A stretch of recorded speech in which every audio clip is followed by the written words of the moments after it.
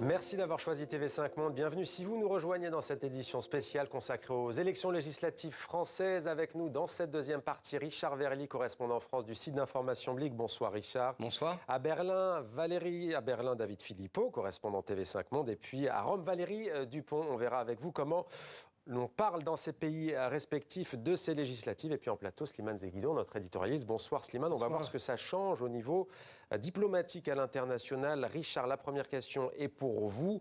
Quel mot choisiriez-vous pour décrire ce que vit politiquement la France aujourd'hui? Eh bien, ça va peut-être vous surprendre, mais c'est l'espoir. C'est-à-dire que clairement, le Rassemblement national, s'il était parvenu à ses fins, avec une majorité relative forte ou majorité absolue, c'était une France fermée. Le Rassemblement national veut fermer les frontières, voulait entrer en conflit de toute façon avec l'Union européenne. Ça aurait été compliqué avec l'Allemagne. Là, c'est un vote qui demande, je dirais, des revendications sociales fortes, celles de la gauche, mais qui reste le vote d'une France ouverte, d'une France arrimée à l'Union européenne. Pour moi, c'est la traduction que j'en fais.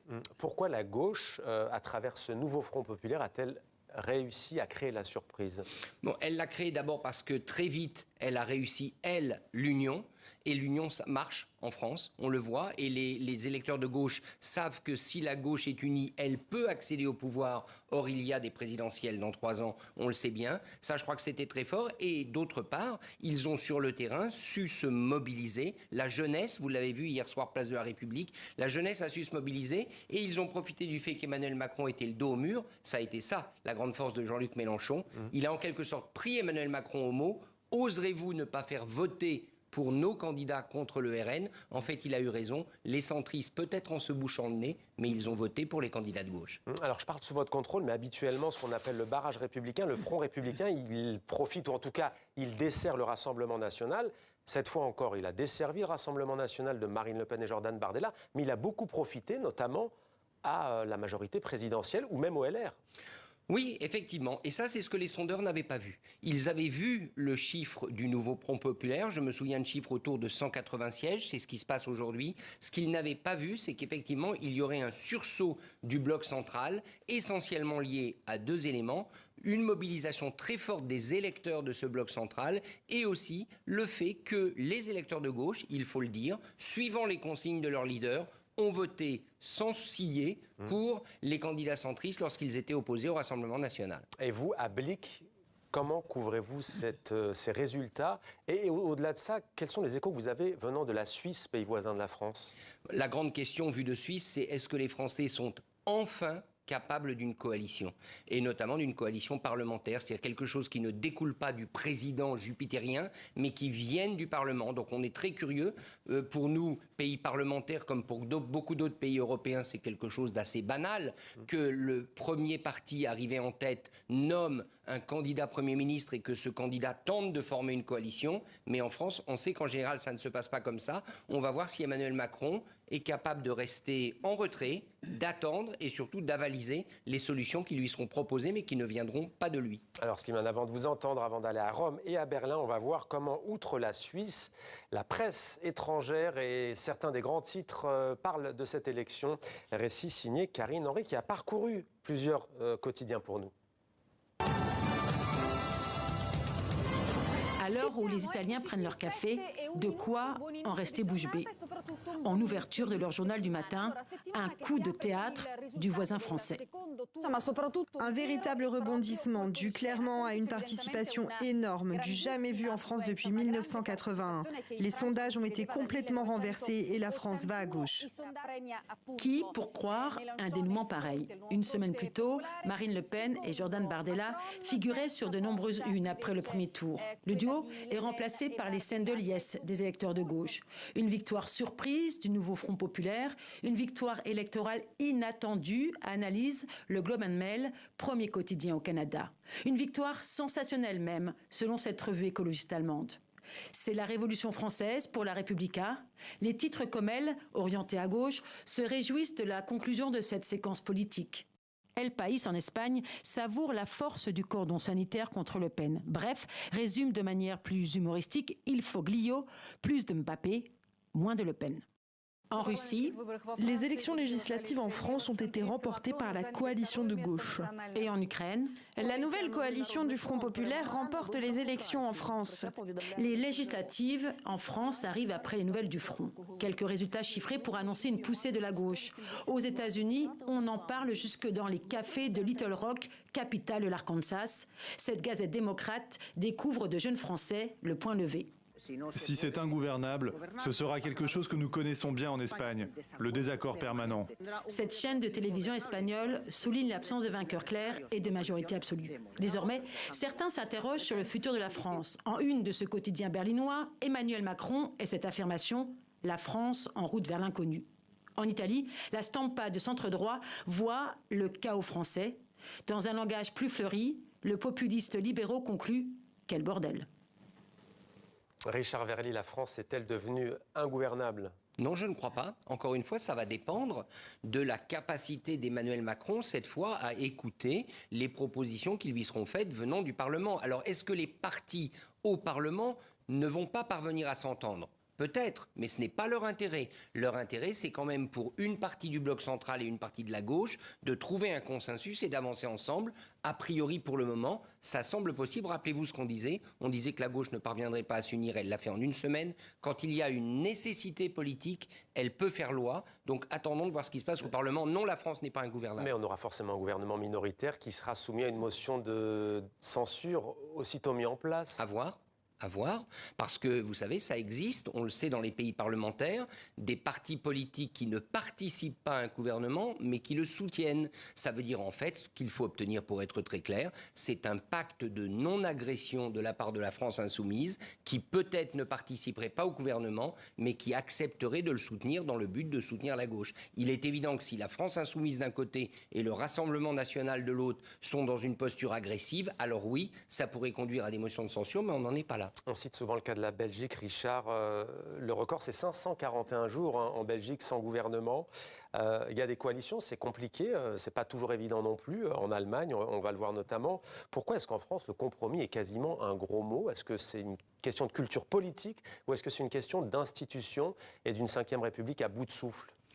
Alors c'est une question d'institutions telles qu'elles ont été traduites par les présidents successifs qui systématiquement ont profité d'avoir des majorités grâce au mode de scrutin pour renforcer leur pouvoir et renforcer leur influence et nommer comme Premier ministre des obligés. Mais je comprends, à écouter les constitutionnalistes, à commencer par celui qui était là avant moi, qu'il y a dans les textes constitutionnels français absolument la capacité de faire fonctionner une majorité parlementaire de coalition. Donc en fait le vrai défi, c'est ce nouvel équilibre entre Parlement et présidence de la République.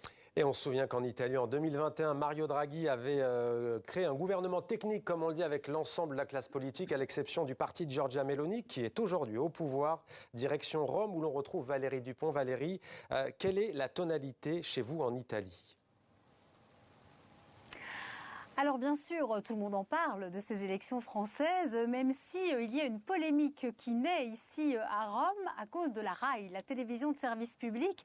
Alors c'est vrai que ce matin, ils ont parlé des élections françaises, mais hier soir, c'était le silence total sur les chaînes de la RAI. Personne ne parlait des résultats des élections. Même le canal RAI News, qui est un canal d'information permanente, a commencé son journal de 22 h en parlant du festival des villes identitaires.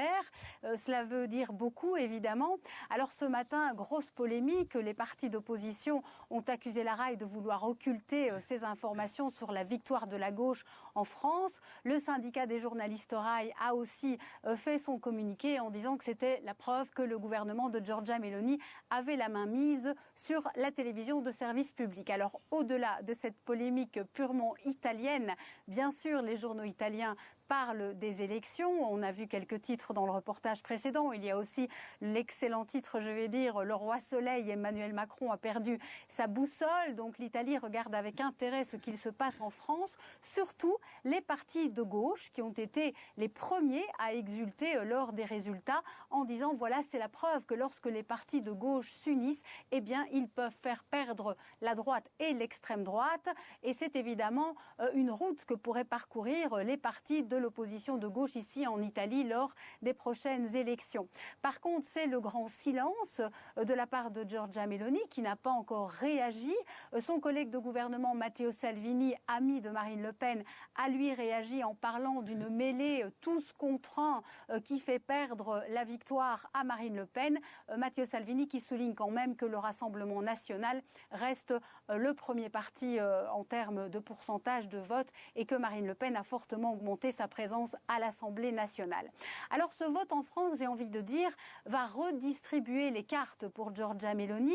Elle regardait avec attention ce qu'il se passait à Paris. Elle considérait qu'Emmanuel Macron allait sortir affaibli de ces élections. Elle va peut-être devoir se repositionner par rapport à cela. Elle s'attendait peut-être à un gouvernement de droite en France ou d'extrême droite en France, ce qui lui aurait permis de faire une espèce d'association franco-italienne, en tous les cas, en Europe. Bref, elle va devoir repenser aux cartes, comment elle va les jouer, notamment par rapport à la création de la Commission européenne. Une chose est sûre, c'est que ce matin, elle se réveille avec un nouveau groupe parlementaire au Parlement de Bruxelles et de Strasbourg, avec ce nouveau groupe qui s'appelle Patriote, dans lequel est entré non seulement le parti de Matteo Salvini, mais aussi le Rassemblement national. Donc Giorgia Meloni, en quelque sorte, se retrouve moins positionnée à l'extrême droite. Elle va donc jouer sans doute cette carte de modération qu'elle aime afficher au niveau sur la scène internationale. Donc voilà comment les élections en France sont lues ici en Italie. Merci beaucoup Valérie Dupont pour son point complet français, italien et européen. D'ailleurs, selon certains eurodéputés, Richard Verlis, c'est un certain Jordan Bardella qui prendrait la présidence de ce groupe. Une réaction tout de même, les Britanniques qui placent un gouvernement de gauche absent depuis 14 ans, la France, victoire, en tout cas la gauche arrive en tête.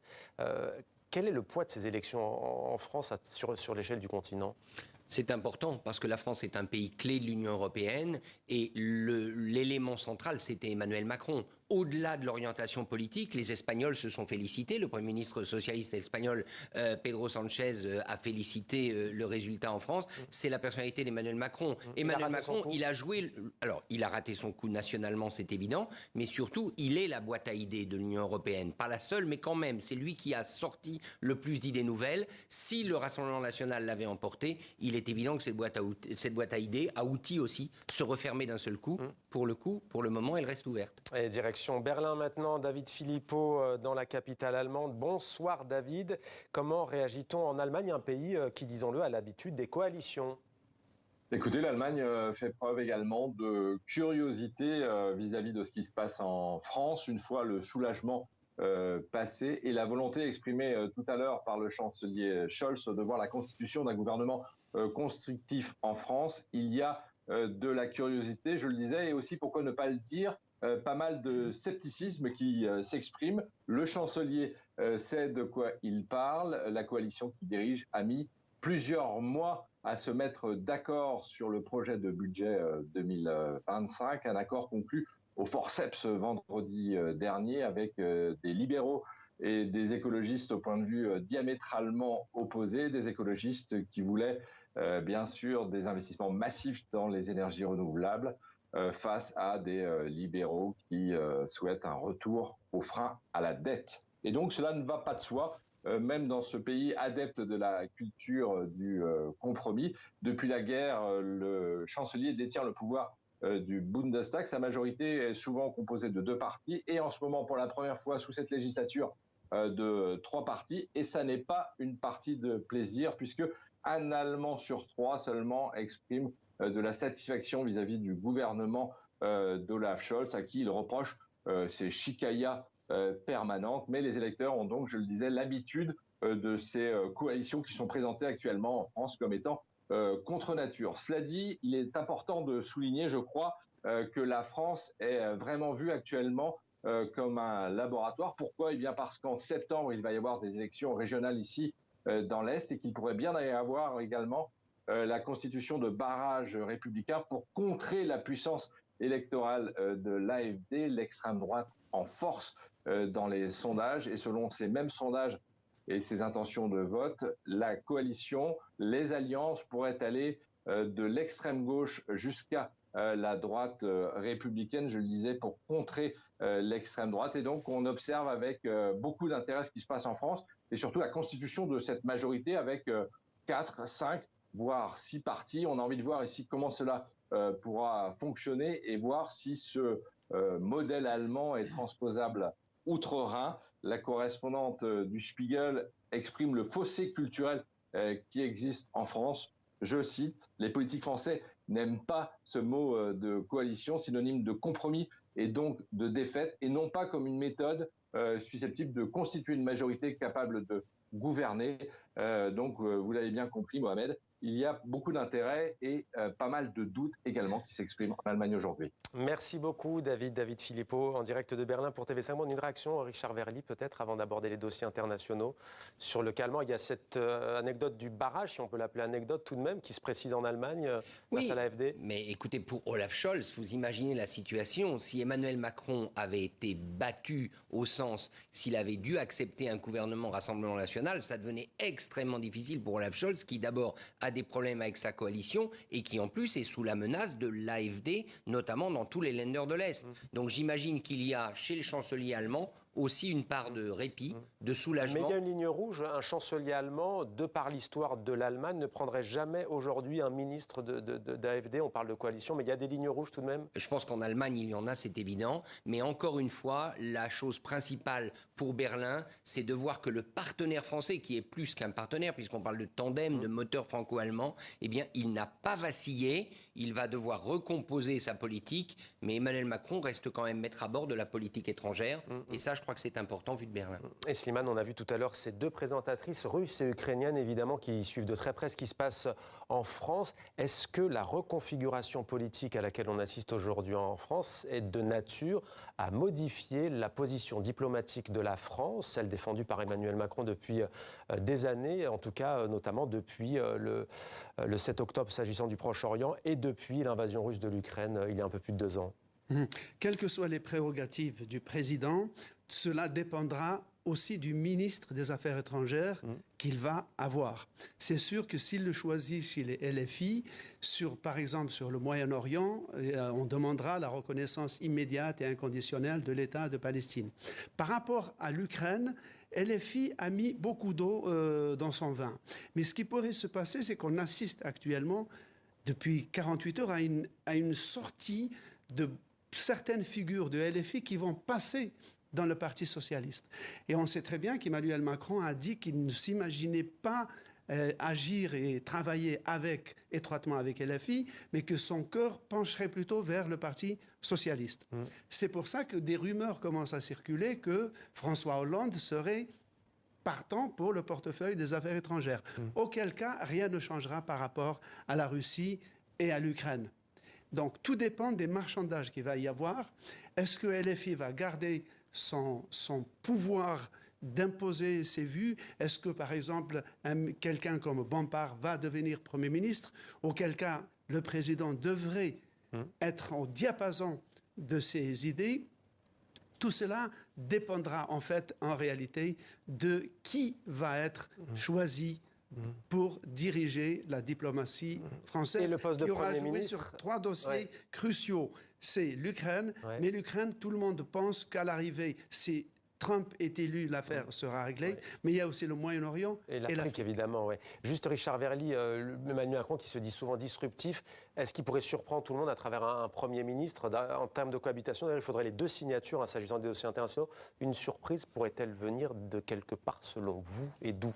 Alors, je peux évidemment me tromper. En ce moment, tout le monde se trompe, mais je ne le vois pas faire une surprise, je dirais, tout de suite. Il va d'abord attendre qu'on vienne vers lui, comme je le disais. C'est ce que la gauche prépare. Si, en revanche, le non ne lui convient pas, peut-être pourra-t-il préparer une surprise. Mais il est plutôt en ce moment dans une posture d'attente, et vu ce qui vient de se passer, à vrai dire, on le comprend. Il temporise. Merci beaucoup Richard Verly de Blick, donc, et merci Slimane pour votre éclairage sur les dossiers internationaux. Voilà pour cette édition spéciale. Merci de nous avoir suivis. L'invité de Patrick Simonin, on se retrouve juste après pour le rappel des principales informations. Restez avec nous sur TV5 Monde.